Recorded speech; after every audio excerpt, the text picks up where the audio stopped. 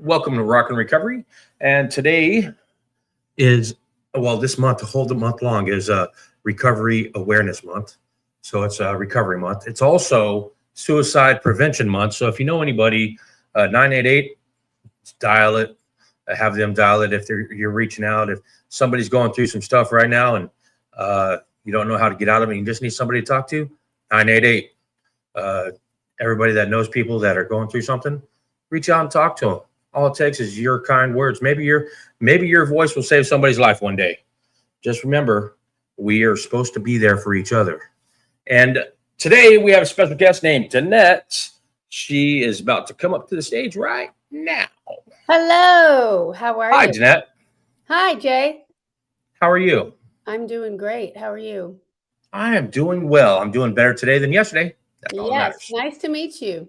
Nice to meet you too. So tell us a little bit about yourself and your struggles with addiction and how that led into fixing and flipping houses. Yes. Well, let's just see where the beginning starts, right? I started my drinking career, I call it, in my 20s, just as I was able to have that freedom to be out on my own. And actually, I had a fake ID, right? Let's just, I was 18 years old and moved out of the house and, started to, let's say, sow my oats, spread my wings, ended up getting married pretty early. Met my previous husband at 19 years old and married at 20. And so we didn't really have much of a drinking life, just wine and, family dinners and things like that, going out with our friends on the weekends. And it wasn't a big deal yet, right? Fast forward about 7 years, I ended up going through a divorce. And from there, I say I lived my life in reverse. I went straight into work. I got my real estate license at 21 years old. Wow. And went straight into that career path of real estate. And when I got divorced, I went hog wild. I went to happy hours with my coworkers. I went to the clubs. I started to do the things that most do in their early 20s when they first move out of their home. So I started that around the 26, 27-year-old, age. And then about a year into being single, I met someone and started dating them. And on our first date, they introduced me to drugs. And I used to say I would never snort anything up my nose. And, marijuana didn't really do anything for me back then. It was, dirt weed and not the good stuff. And so I just didn't partake in it in high school. It didn't do anything for me. Let me guess. It was the white powdery substance known as cocaine. Yes. Yes. It goes 100%. Together with drinking. It goes hand in hand with drinking. It does. And, at that point in that date, we were already at the dance club later on, and I was had already overserved myself with alcohol. And so it did a little, I'm alive again. Yeah. I'm going to go dance some more. And it became I could see the addiction take hold pretty quick because it is like a reset button. And then all of a sudden you're drinking like a fish throughout the evening. Yeah. And 6 a.m. was, too early. Right.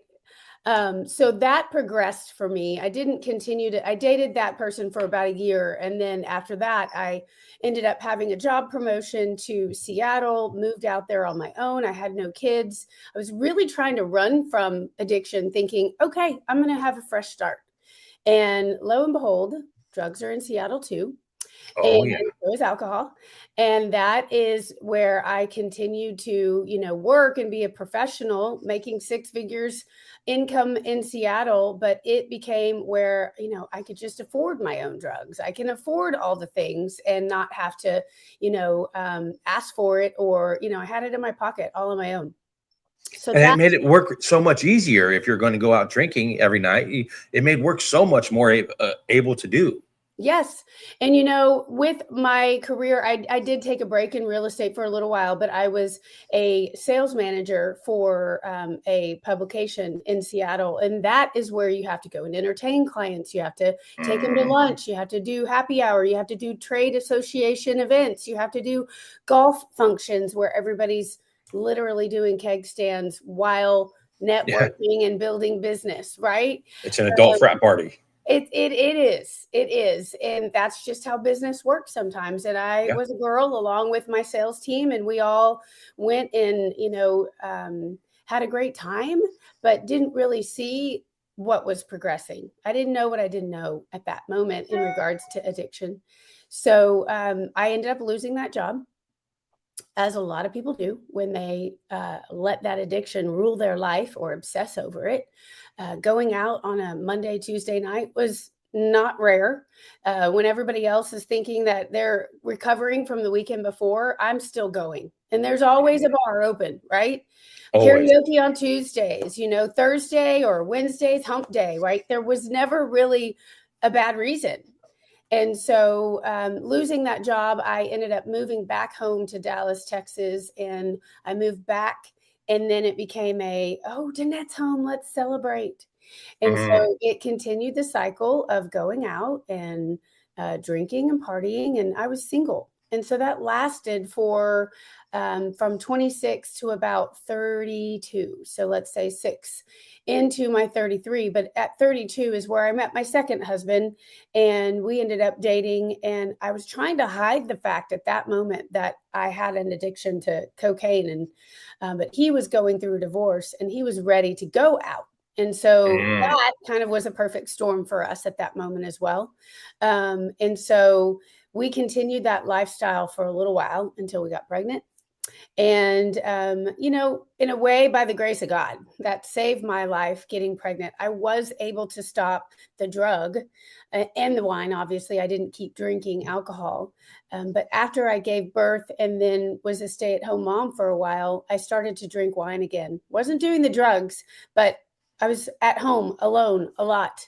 And so where I feel my story and my testimony also feeds into is that stay-at-home mom that is home, that has the freedom. We have the freedom to drink during the day. We can go have lunch Right. at 11 and have some wine with our mom friends, or we can do a play date at 2 and you want some wine. That is not out of the wheelhouse of moms having wine while their kids are playing. Right. So It becomes that day drinking, it you becomes know? day drinking, yes. And then towards the, let's say, progress a few years, my daughter was 8, and that is where, from the 5, 6, 7, 8, she started kindergarten, started school. So during the day, she was at school, and I did try to control it. I would get sober for a year and then relapse. I would get sober for 3 months and then relapse. The marriage was not going well because I was drinking a lot. Now we would go out and drink and entertain his clients and do business dinners and things like that. See, he would be drinking, but he would be able to control it a little better than I could. Right. And so he would say he would be more of a binge drinker, that he could turn that off during the week or stop at 3 or stop at 2. But that was over for me. That switch had already been turned on. And so I was no longer able to stop without, getting completely drunk. I became a fall down drunk. And so whether I be at home by myself and black out and fall down or out, it didn't matter, right? It was the switch was turned. Once you had one, that was the last one. That didn't Yeah, matter. right. One is never enough. Yeah. So, into my being a mom, I was able to function, and I would, wake up with a hangover, and I would get up and get my daughter ready for school and cook breakfast and get her to school and feel fine, hungover. But then it progressed into having a drink at 11 and then having another drink at 1 before carpool. And then really probably I probably guzzled the third one just before I left to get to the carpool, which was, dangerous anyway. Driving, Right. but then going to carpool, picking up my child, driving home, or driving her to dance, wherever that might have been. I would then find, a local restaurant that had a bar. I'd go have another glass of wine while she was in dance, and then come home, start homework, Wow. have more wine, cook dinner. Then I wouldn't be hiding it, right? I would drink it as I'm cooking dinner. But by the time bedtime came around, it was then another party of 1. I started guzzling the wine because she was asleep. And in my mind, that was That was managing, okay. Yeah. it, right? And my husband is a entrepreneur. And so he works all hours. And so there were many times where he wouldn't be home before 8. So it was just more of a reason for me to continue the party of one. Being that lone and just bored, why not drink our problems away? Right, why not? Right. Yeah. Drink until I pass out. And if you don't recognize the problem yet, then there's no problem. Right. I didn't know something was going on with my liver until you try to get like something health wise, like life insurance. Came back that my blood work was showing high liver enzymes. And I'm like, what does that even mean? Right. So that is where it started to become more of a health issue. And going into fast forward a couple of years, my daughter was 8, and we would take her on little vacations. One year we'd have a birthday party. The next year we'd have a weekend somewhere to like build memories versus having a party. And so we went out to an area in Texas, the Hill Country, rented a hotel, was a resort style pool. And all I was ever trying to do was go find another drink. And so it was an obsession. And my husband had said in the past, you need to go get help. You need to go get help. But I was more like, you can't make me. Who's going to take care of our There's daughter? no problem. There's no problem. Working, right? Yeah. The little rebel inside would totally flare up. So that weekend was really that rock bottom, as we talk about. And so that we ended up having a huge argument. I don't remember the last evening very well. I have little bits and pieces in my memory. I think my husband ended up having to send security down to the lobby because I was not coming up to the room and he was worried about me. And I would just refuse the security. No, I'm not going to my room. I'm not ready yet. Right. And the next morning I wake up and I think, and this is something that we all do in addiction. You wake up and you replay the events of the evening. And they don't seem that bad. No, before you ever put your feet on the ground, you look in your mind and you remember, okay, how many drinks did I have? Did I say something to piss someone off? Did we fight? Did I fall? Did I hurt myself? And so that is what your brain goes through before you ever really start your day. So that morning, my husband and daughter weren't in the hotel room. So I figured, okay, they went down to breakfast and I got ready for breakfast, not remembering. And when I got down to breakfast, it was not a nice welcome, right, from my husband. And so that began the day of us going home and traveling. And in the car that day, I'm a believer. I was raised in the church. I just really felt that God was telling me I needed to get help. It's time. And I didn't want to die that way, right? I could feel in these hangover moments, my body, it wasn't just a hangover headache. It was like the ache of the internal, something going on that just didn't feel right. And it wasn't just the throwing up or whatever. One day I'd be so hungover, I'd throw up. The next day I wouldn't be that bad. All of the different things just come crashing down and you're analyzing it. Okay, I won't drink today. Or, okay, I'll just have one. Okay, I'll just do 2. And so that just begins the cycle of, okay, I'll go in the closet and hide drinking wine from the closet and he'll never know or she'll never see it. So that really woke me up. And I said, okay, I need to go to treatment. If you're willing to take care of her while I'm away, take her to school and pick her up and bring her to your office at the end of the day, since he did work for himself, he could do that. And I ended up going to treatment for 60 days, in treatment, inpatient for 30 days. And then I went into the next phase of programming into sober living. And that I truly believe now and know sober living is what saved my life. What treatment does, but sober living is a different piece. So onto the sober living. Well, it's like the addiction of more. We get addicted to more. And with any addiction, I think it is. Were you like escaping from anything other than your first marriage when you started drinking? Was it just escape, just a sense of relief and just happy now I don't have to think about that? Or? Well, when I started to call treatment centers to find out if they had a bed or see if they'd take my insurance, those are also very educational phone calls. I didn't know what I didn't know. And while drinking in my early 20s became, I'm freedom, I'm starting my life, I'm an adult. They say it's like a 1-lane highway. And as you progress in your drinking, it becomes like a 4-lane highway in your brain. And so that really was an eye-opener thing. As far as traumas in my life, yes, there were things in my life. I was raised by a mom who raised 4 kids on her own. I was the youngest of 4. And so we didn't have a father in the home. I don't ever have a memory of a father figure in the home, living with one. Wow. And so there's this abandonment, right? And then, I would say mainly that, because my mom did her best. She raised us in the church. She took us to church twice on Sunday and every Wednesday. And you're the twice on Sunday person. Oh, gosh. twice on Sunday, and then youth group on Friday, usually when I was younger. So, and I now know that was the best that she could do. Yes. She was doing everything she could with 4 kids, and the foundation of faith was there. I believe that I had some misunderstandings of faith. God was a condemning God to me. Like, you got to be perfect. No drinking, no cussing, no sex before. Sounds like a Roman Catholic. No, it was actually non-denominational charismatic. Wow. So it was it is what it is now. Right. But I didn't see it that way. I saw it as I had to be perfect. And so I fled my mother's home. I'm like, I want to be free. I can't be perfect. We would get in trouble if we didn't do something right in church, if we weren't being a good example. And so I really fled. And that is where it started for me in my.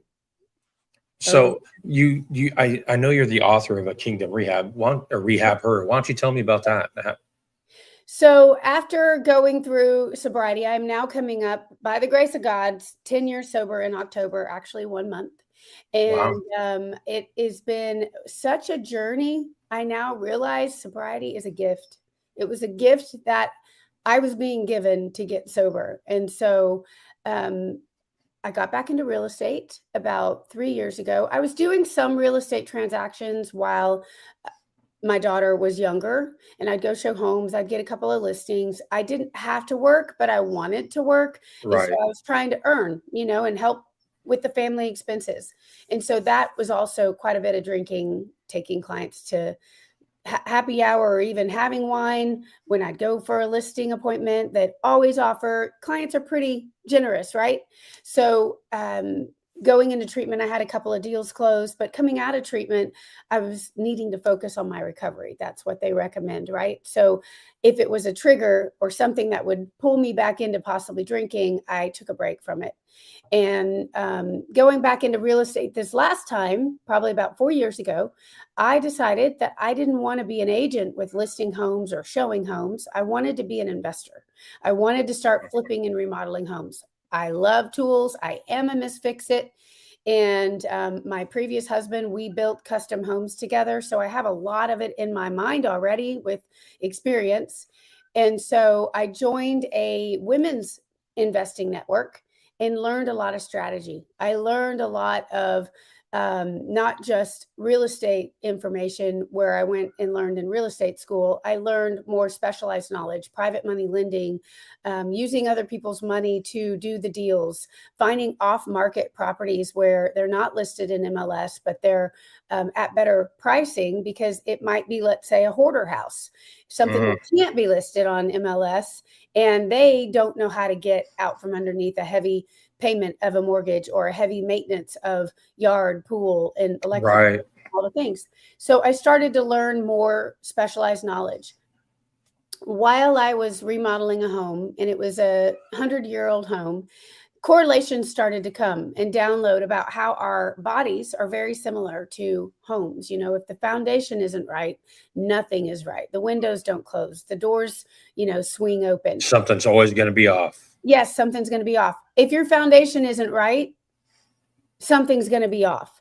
If your feet hurt, everything hurts. Your knee hurts, your hip hurts. So those kind of correlations started to just really download. And I just decided to write a book to help with tips and tricks on flipping and remodeling houses, and then also share my testimony of getting sober.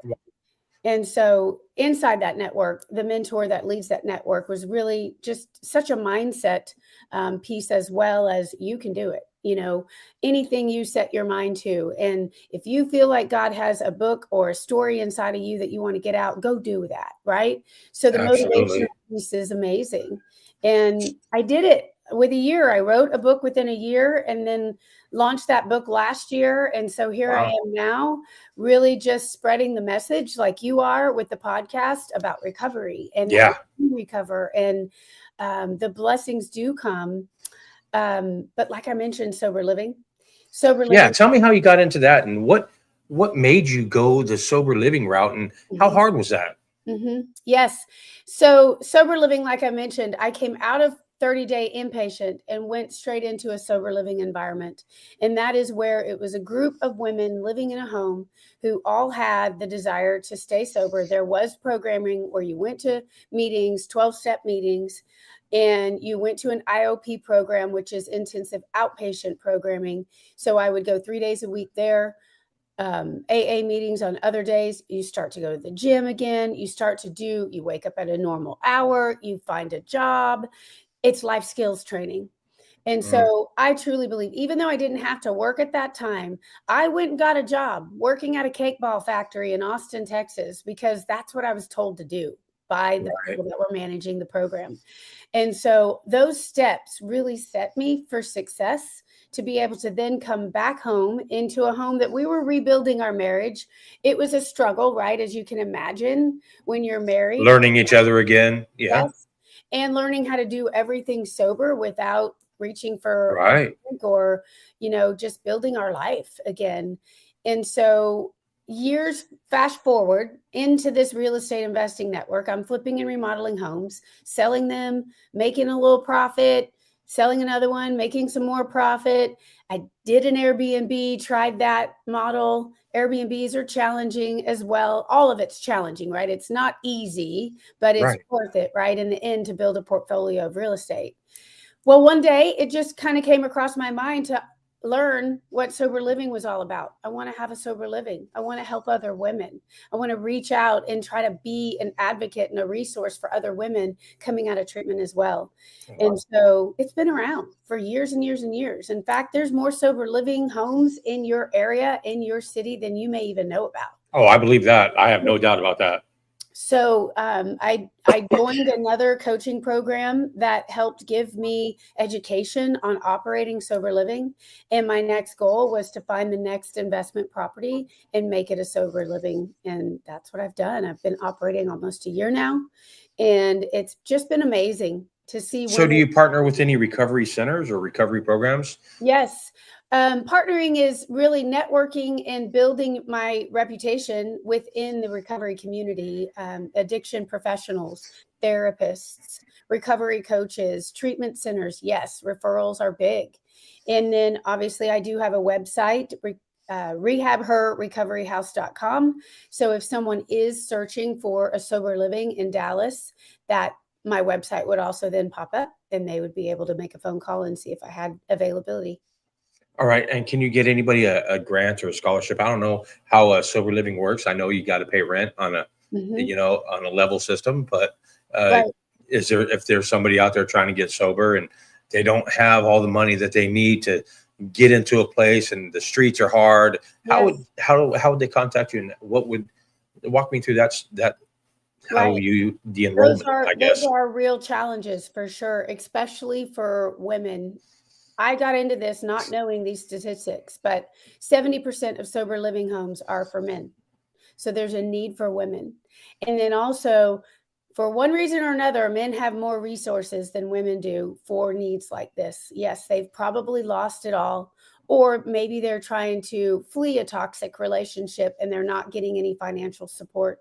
Or maybe they've burned bridges enough that they're not getting financial support from family. I've seen it all. So as a fund or a 501c3, I don't have that going yet.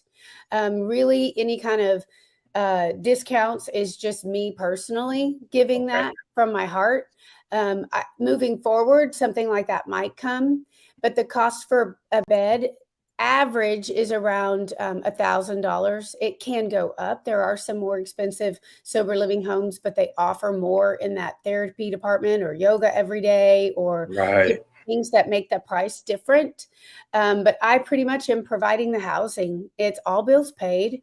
I have Wi-Fi. I provide laundry, detergent, sheets, linens, towels. It's basically door to door. So someone leaving treatment can bring the same suitcases and come straight into my home. So it's an extended stay sober hotel.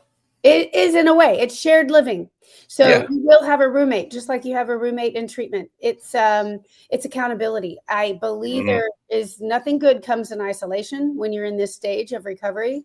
And so having a roommate and then another female roommate and then a group of females in the house, it's a bond. It's a sisterhood that happens like instantly because you share your story and someone says, oh my goodness, me too. Right? Like the way we feel, the way we've experienced life, the struggles of life. And so it's really sacred. So let's say there's a woman, a single mom out there that doesn't have anybody. And what's stopping her is her kids. Literally, she's got younger kids.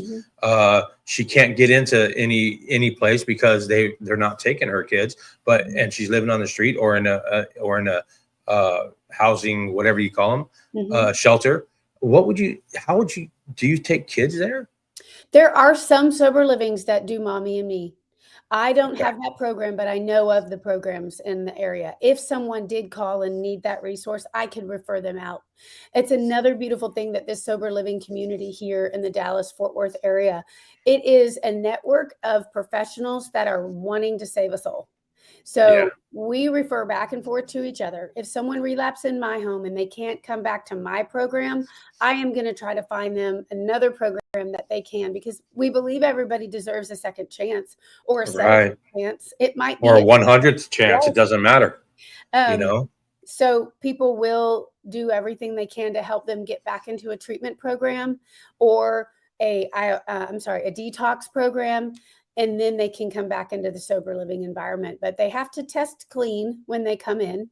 So do you accept like medically assisted treatment? Or? There are some that do accept that. Okay. That is another level sober living because of the medical component. Yes. So there are some MAT-friendly sober living homes. Now, I can take those on some medications because there are medications that you get at treatment that help with cravings, that help with anxiety. Those kinds of things I can take. But when it comes to more mental illness and they need a higher level of care, then that is where I would refer them out.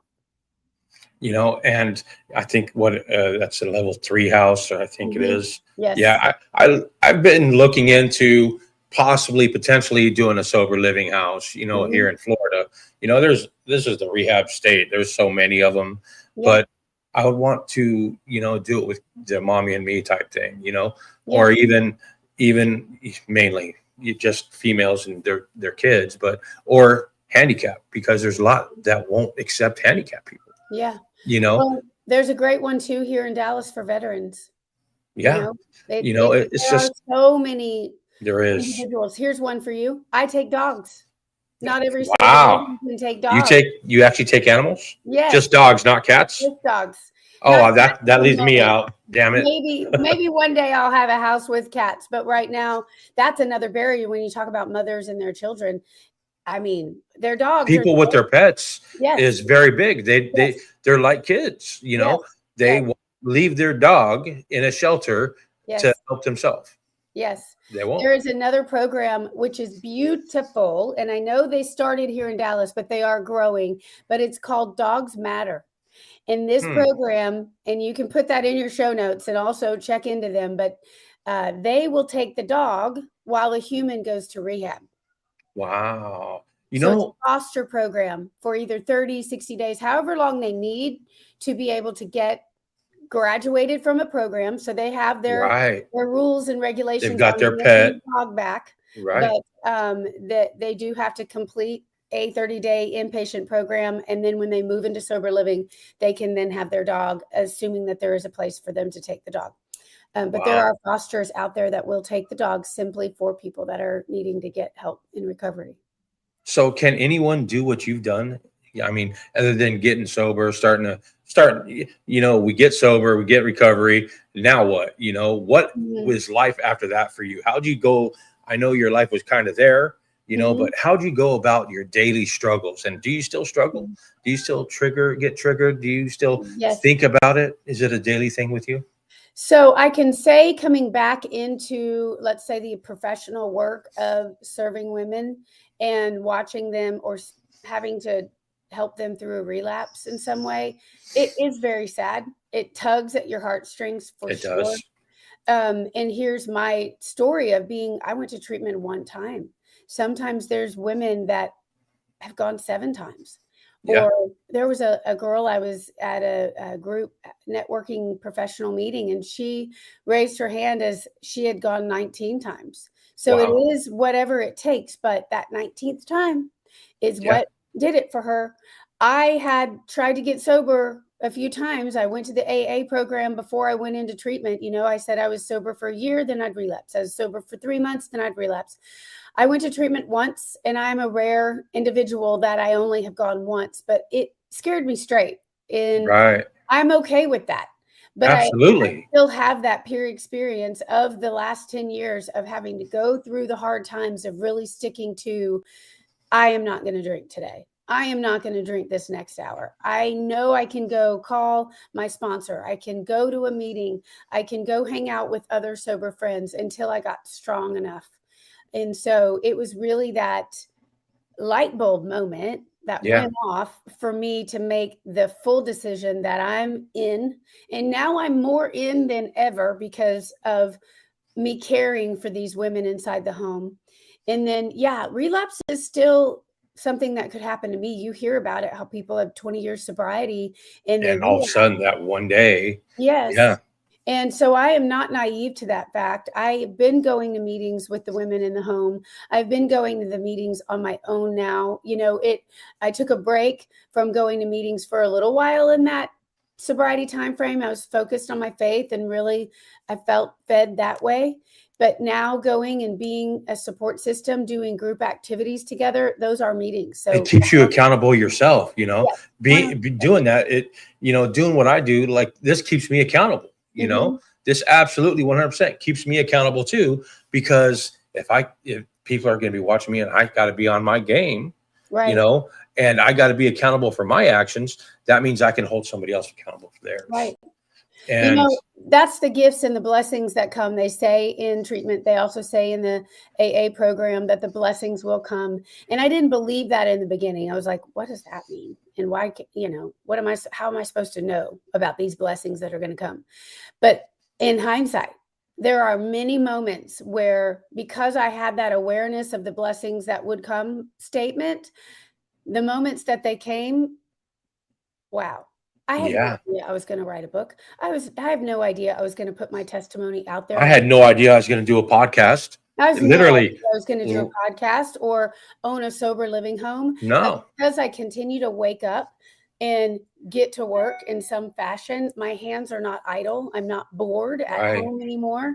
I am really taking actions every single day. I could take an action step of getting up and getting coffee, going back to bed because, I don't, whatever it might be, I can make that choice to stay stagnant, but I can't. I don't want to. There's so much to life. I didn't know what I didn't know about my calling on my life, your calling on your life, by bringing stories of awareness and passing along stories of hope that might encourage somebody, something you say today, something I say today, that might be that switch and aha moment for someone. It is. It becomes passion. That's how passion is rising up inside of me, inside of you.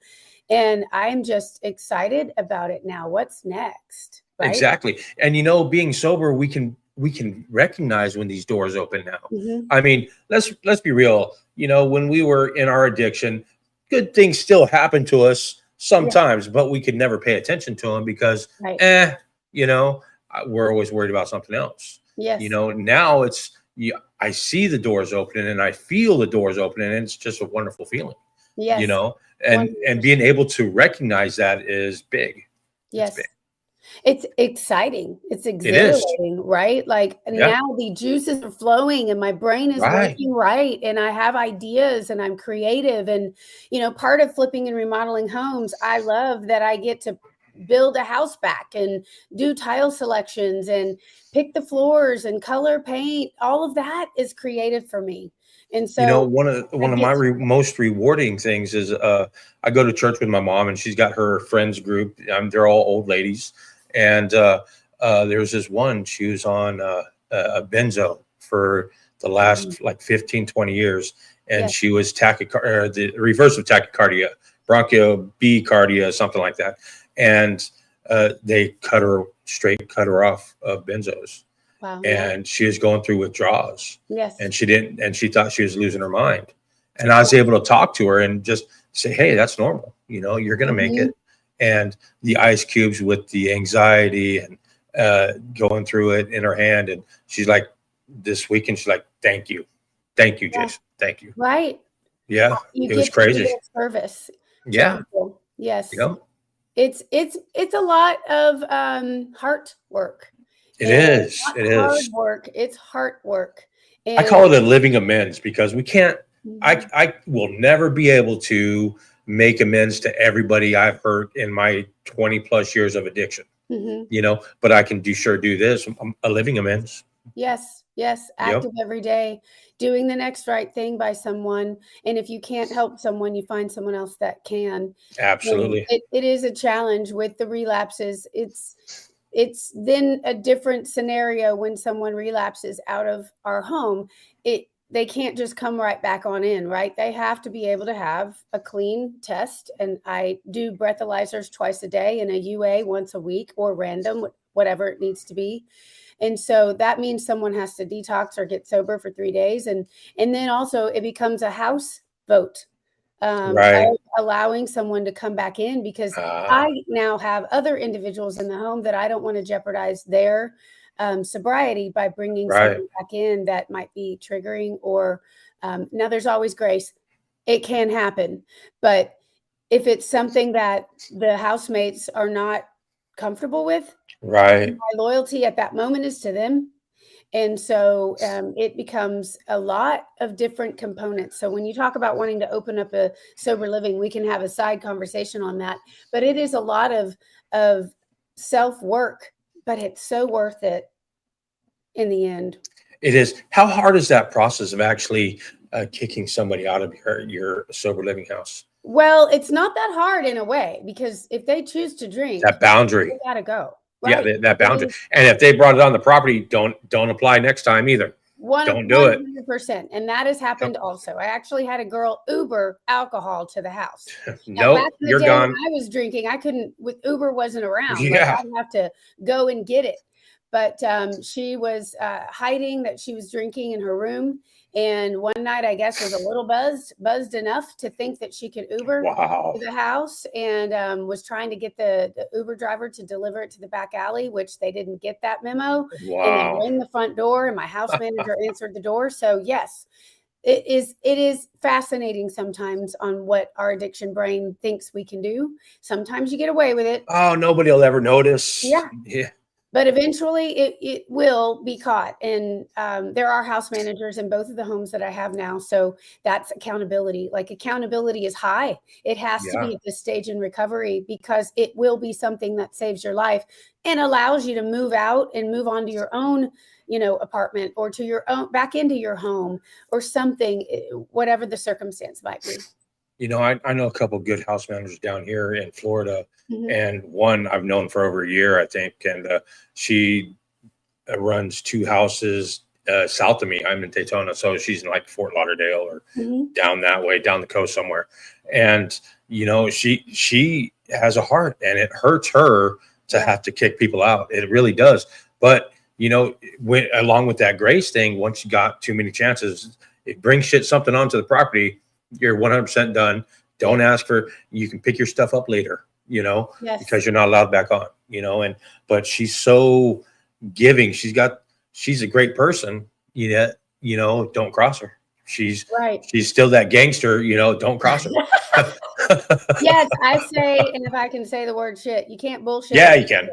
Right? Yeah. You can't do it. Like, I've been there, done that. I was a manipulator as well. I would hide. I would lie. I would, sneak. I would put myself in so many dangerous situations in my addiction, walking down the streets of Seattle, going to the next after hours club. Like I could have died plenty of times. Absolutely. But for those reasons, I haven't died. I'm here and still for a higher calling to now help others like you are. On purpose, for a purpose, like I like to say, on purpose, Yes. for a purpose. Yes. And I think that's all of us. All of us are on here on purpose, for a purpose. We might not know what that purpose is, and we might have had to go through our struggles to get to where we're going. Yes. But where we're going is exactly where we're supposed to be. Yes.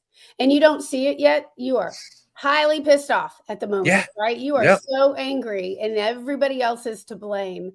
But my anger was towards God. I was really like, why is this my lot? Mine too. Why can't I have one drink? Why can't I be a normie? Am I never going to be able to drink if I get to travel overseas and have that, experience?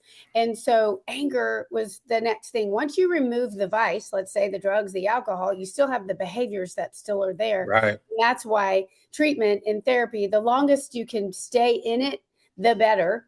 But thinking about this, something that dawned on me a couple of years ago is my eyes were opened. God just simply downloaded to me that it was the enemy that was trying to stifle me, suppress me, have his claws inside me, literally spirits, right? That's why they call it spirits. Spirits, literally spirits that were controlling my life so that I would not fulfill his calling on my life. And for me, it was a bunch of anger over.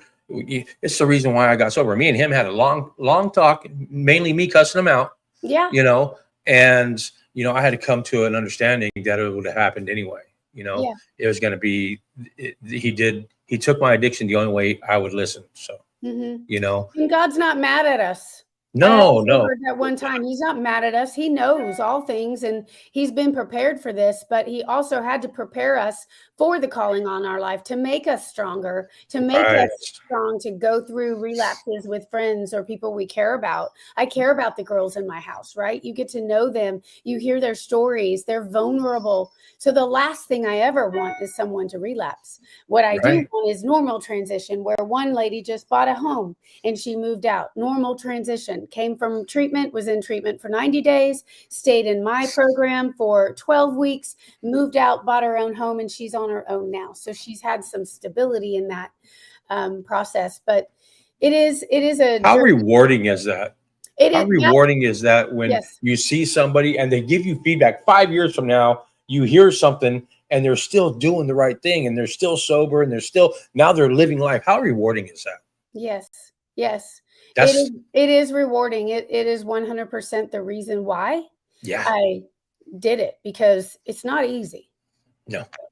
If it was easy, it wouldn't be worth it. So you have that balance of the relapses. That's par for the course.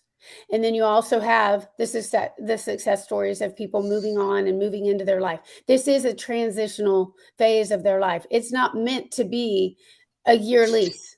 It's meant to be month to month. They can stay as long as they want to, as long as they're sober.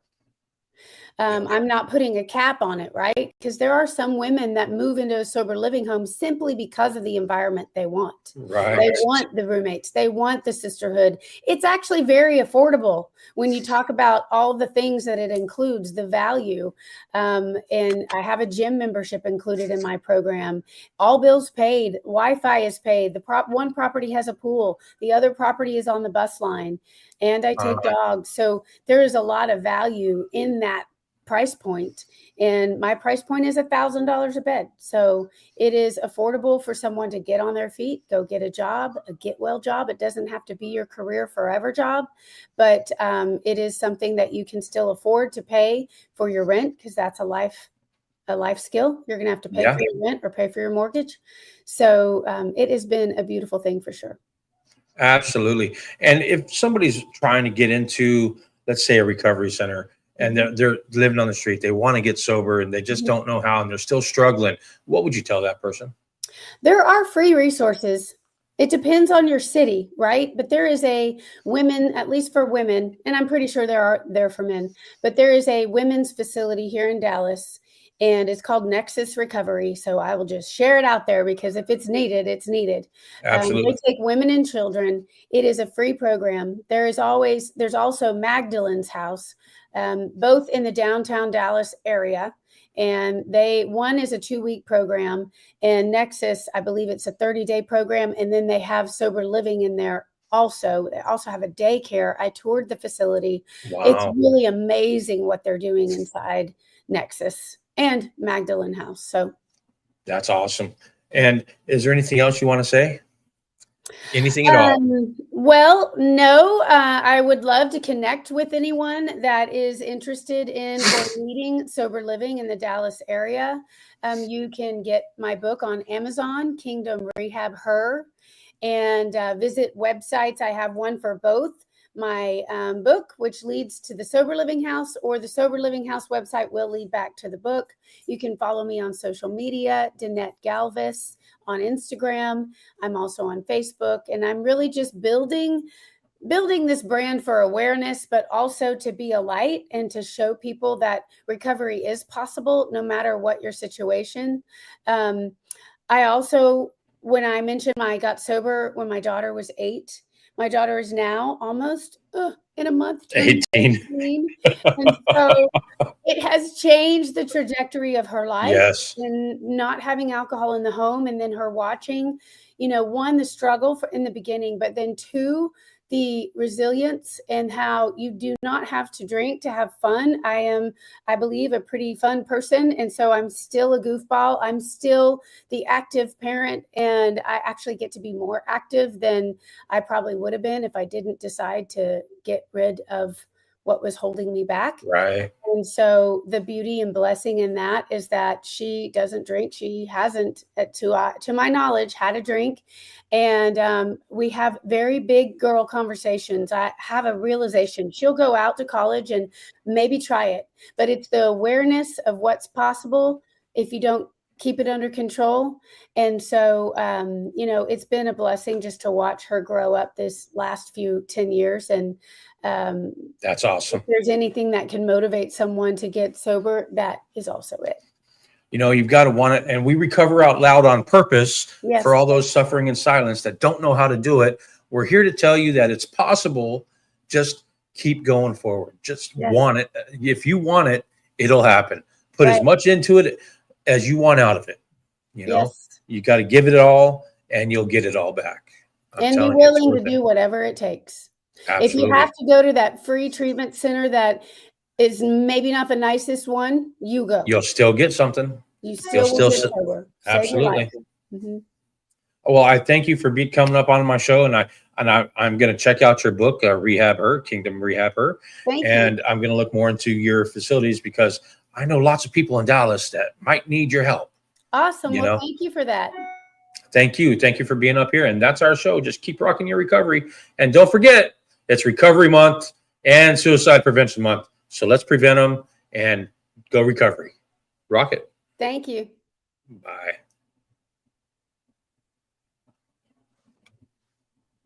Awesome.